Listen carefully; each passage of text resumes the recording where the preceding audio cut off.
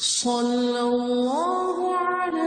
محمد صلی اللہ علیہ وسلم۔ اعوذ باللہ السمیع العلیم من الشیطان الرجیم، بسم اللہ الرحمن الرحیم، والصلاۃ والسلام علی رسولہ الکریم۔ بخاری شریف باب العلم، اور اس میں جو باب ہم نے پچھلے ہفتے شروع کیا تھا وہ تھا نبی کریم صلی اللہ علیہ وسلم پر جھوٹ بولنے والے کے بارے میں۔ اسی باب کی ایک حدیث باقی ہے، اس کو ہم دیکھیں گے اور اس کے بعد ہم انشاءاللہ اگلا باب پڑھیں گے۔ یہ حدیث نمبر 110 حضرت ابو ہریرہ رضی اللہ تعالیٰ عنہ سے روایت ہے۔ فرماتے ہیں قال نبی صلی اللہ علیہ وسلم، نبی صلی اللہ علیہ وسلم نے فرمایا تسموا باسمی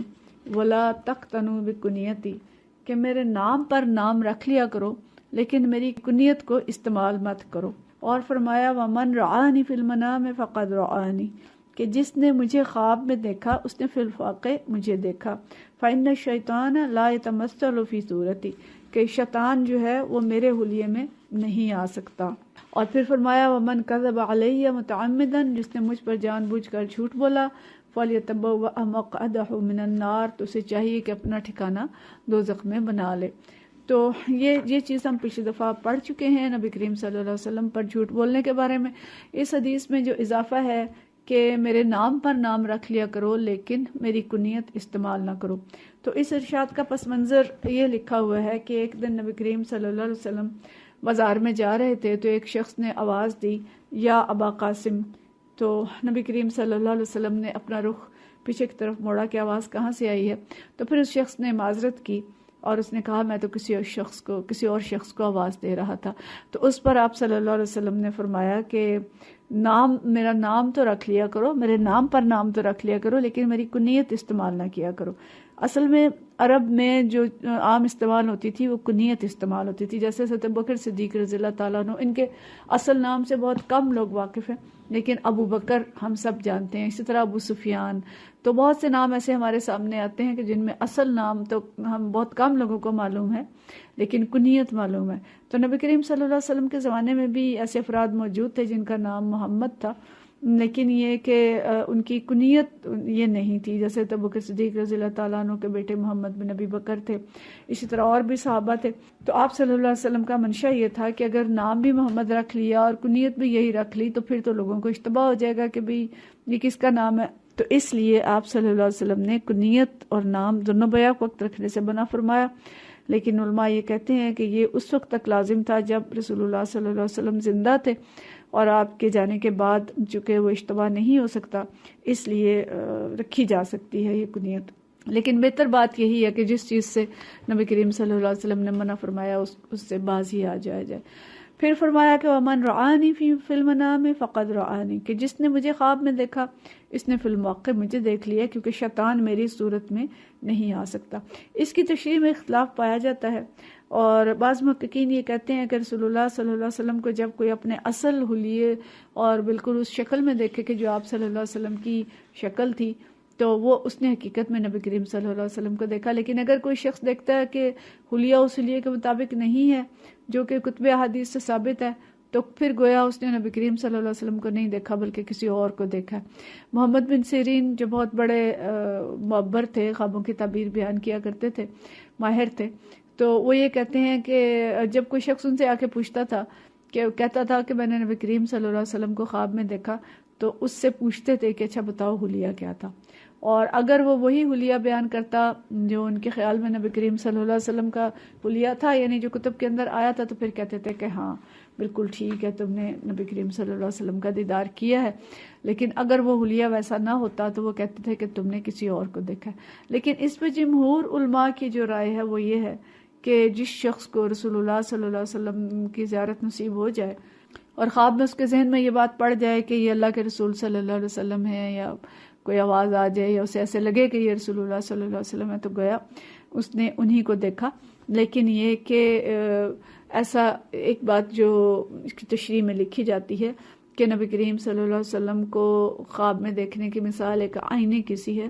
کہ جیسے انسان کسی ٹیڑھے میڑھے آئینے میں اپنا چہرہ دیکھے تو اس کو لگتا ہی نہیں کہ یہ میرا ہے، تو اصل خرابی جو ہے وہ آئینے کی ہوتی ہے۔ اسی طرح سے جو لوگ جن کا جو قلب بہت صاف ہے اور بڑے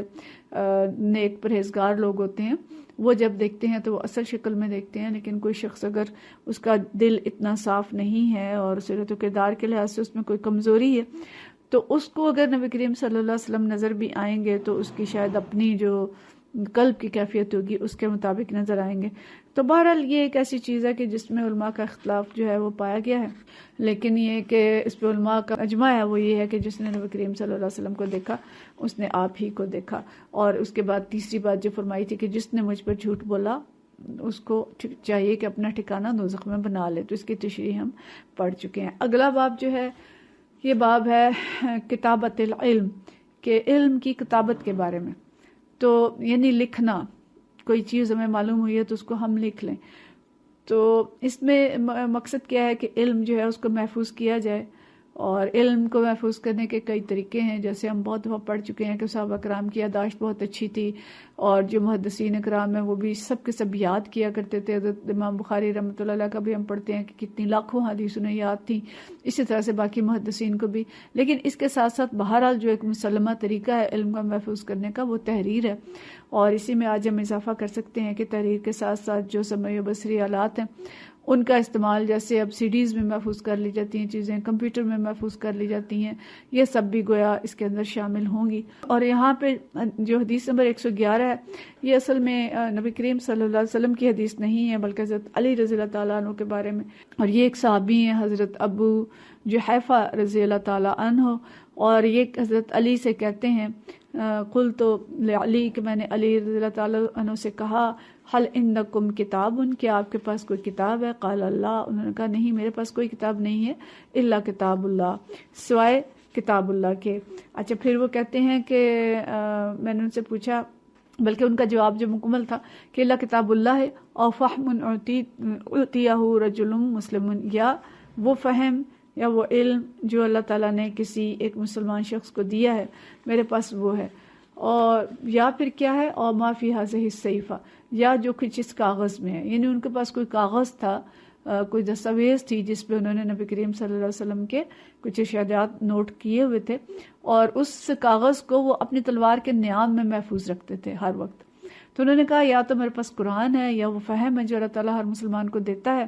یا میرے پاس یہ صحیفہ ہے جس میں میں نے چیزیں محفوظ رکھی ہیں۔ تو وہ انہوں نے پوچھا حضرت جحیفہ نے کہ فما فی ہذہ الصحیفہ، اس صحیفے میں کیا ہے؟ تو انہوں نے کہا اس میں، انہوں نے 3 چیزیں اس حدیث کے اندر آتی ہیں، باقی حدیث میں کچھ اور چیزیں بھی ہیں۔ پہلی بات انہوں نے کہی کہ العقل سے مراد کیا ہے؟ دیت کے احکام، کہ یعنی کس جرم کی دیت کیا ہے، کہ اگر کوئی کسی کا کوئی ہاتھ کاٹ دیتا ہے، پاؤں توڑ دیتا ہے تو اس کی دیت کیا ہے، آنکھ پھوڑ دیتا ہے یا قتل کر دیتا ہے، تو دیت کے جو مسائل اور احکام ہیں وہ اس کے اندر لکھے ہیں۔ اور دوسری چیز لکھی ہے وہ فقاق الاسیر، قیدیوں کو چھوڑنا، یعنی قیدیوں کو چھوڑنے کے جو احکامات ہیں کہ ان کے کیسے چھوڑا جائے گا اور ان کے ساتھ کیا سلوک کیا جائے گا وغیرہ، تو وہ احکام اس کے اندر ہے۔ اور تیسری چیز ہے ولا یقتل مسلم بکافر، کہ کسی مسلمان کو کافر کے مقابلے میں قتل نہیں کیا جائے گا۔ تو دوسری روایات میں کچھ اور احادیث کے اجزاء بھی آئے ہیں کہ جو ان کے صحیفے کے اندر تھے، کہ مثلا ذبح، جانوروں کو ذبح کرنے کے احکام ہیں، اور صدقے کے فرائض وغیرہ، اس طرح کی کچھ اور احادیث بھی تھیں جو اس کے اندر انہوں نے لکھی تھیں، لیکن ان 3 احادیث کا ذکر جو ہے وہ اس صحیفے کے اندر، اس حدیث کے اندر آ رہا ہے۔ اس حدیث کا جو پس منظر ہے وہ یہ ہے کہ حضرت علی رضی اللہ تعالیٰ عنہ کے دور میں ان کے حامیوں کی ایک ایسی تعداد آ چکی تھی وجود میں، ایسی تعداد پائی جاتی تھی کہ جو قسم قسم کی باتیں حضرت علی رضی اللہ تعالیٰ عنہ کی طرف منسوب کرتے تھے۔ یہ شیعہ حضرات تھے یا ان کی کوئی اور قسم تھی، تو یہ کہتے تھے کہ حضرت علی رضی اللہ تعالیٰ عنہ میں خفیہ طور پہ ایسی باتیں بتاتے ہیں جو عام لوگوں کو نہیں بتاتے، وہ تقیہ کرتے ہیں، چھپاتے ہیں ان باتوں کو، اور وہ لوگوں سے ڈرتے ہیں اور اپنی بات کو اپنے دل میں چھپاتے ہیں، لیکن ہمارے ساتھ بہت دوستی ہے اور ہمیں ساری باتیں بتا دیتے ہیں۔ تو اس طریقے سے انہوں نے حضرت علی رضی اللہ تعالیٰ عنہ کا نام لے کے قسم قسم کی باتیں بیان کرنی شروع کر دیں، اور اس کے ساتھ ہی ان کا دعویٰ یہ بھی تھا کہ قرآن پاک اصل میں 40 پاروں کا تھا، لیکن 10 پارے حضرت عثمان رضی اللہ تعالیٰ عنہ نے حذف کر دیے، اور جو اصل قرآن ہے بس حضرت علی کے پاس ہے۔ تو اس طرح کی یعنی طرح طرح کی چیزیں وہ بیان کرتے تھے، اور ساتھ ہی یہ بھی کہتے تھے کہ حضرت علی کو ایک وصیت نامہ نبی کریم صلی اللہ علیہ وسلم نے دیا تھا، اور اس میں یہ بات لکھی تھی کہ میرے بعد خلافت جو ہے وہ حضرت علی کا حق ہے اور ان کو خلافت ملنی چاہیے. تو اس طرح کی جب باتیں مشہور ہوئیں تو حضرت ابو جحیفہ جو ہیں انہوں نے پوچھا حضرت علی سے کہ کیا آپ کے پاس کوئی اور کتاب ہے؟ تو انہوں نے کہا نہیں کہ میرے پاس تو کوئی کتاب نہیں ہے سوائے قرآن کے، بس یہی قرآن ہے جو آپ کے پاس ہے وہی میرے پاس ہے، یا وہ فہم ہے جو اللہ تعالیٰ نے مجھے دیا ہے، جو مسلمان کو وہ دیتا ہے. اور پھر انہوں نے کہا اچھا تو پھر کوئی کاغذ آپ کے پاس لکھا ہوا موجود ہے؟ انہوں نے سوچا کہ ہو سکتا ہے اس کے علاوہ کوئی کاغذ ہو جس میں نبی کریم صلی اللہ علیہ وسلم نے لکھ کے دیا ہو کہ جی خلافت عمر رضی اللہ تعالیٰ ابوبکر صدیق رضی اللہ تعالیٰ عنہ کی تو نہیں تھی، آپ کی تھی. تو انہوں نے کہا کہ ہاں ایک صحیفہ ہے میرے پاس. تو انہوں نے پھر اس کی تفصیل پوچھی کہ جو صحیفے میں کیا ہے. تو حضرت علی رضی اللہ تعالیٰ عنہ نے روایات میں آتا ہے کہ حضرت علی نے تلوار کی نیام سے وہ صحیفہ نکالا اور حضرت ابو جحیفہ نے اس کو دیکھا اور اس کے اندر جو 3 چیزیں اس حدیث کے مطابق لکھی ہوئی تھی کہ دیت کے احکام اور قیدیوں کو چھوڑنے کے احکام، اور تیسری بات یہ کہ مسلمان کو کافر کے مقابلے میں قتل نہیں کیا جائے گا. تو یہ جو بات ہے کہ مسلمان کو کافر کے مقابلے میں قتل نہیں کیا جائے گا، اس کی علماء نے بڑی بحث کی ہے. اس کو فقہ کے مسائل میں سے دیکھ لیا جائے، فقہ کی کتابوں میں دیکھا جا سکتا ہے کہ مسلمان اگر کسی کافر کو قتل کر دیتا ہے تو اس کے مختلف درجے ہیں جو تفصیل بیان کی گئی ہے کہ کافر اگر دشمن ہے اور مقابلے پہ آیا ہوا ہے تو اس کافر کو قتل کرنے کی تو کوئی دیت نہیں اور اس کا کوئی قصاص نہیں. لیکن اگر کوئی ذمہ ہے جو مسلمان ملک کے اندر رہتا ہے اور مسلمانوں کی حکومت ہے اور وہ جزیہ ادا کرتا ہے تو ایسے کسی کافر کو قتل کرنے پہ امام ابو حنیفہ کی رائے کے مطابق مسلمان سے قصاص لیا جائے گا. لیکن بہرحال یہ اس میں 3 4 علماء کی رائے مختلف ہیں. یہ مسئلہ جو ہے اس کو فقہ کی کتابوں سے پڑھا جا سکتا ہے. تو یہاں اس حدیث کو جو امام بخاری لائے ہیں وہ حدیث کو لکھنے کے بارے میں لائے ہیں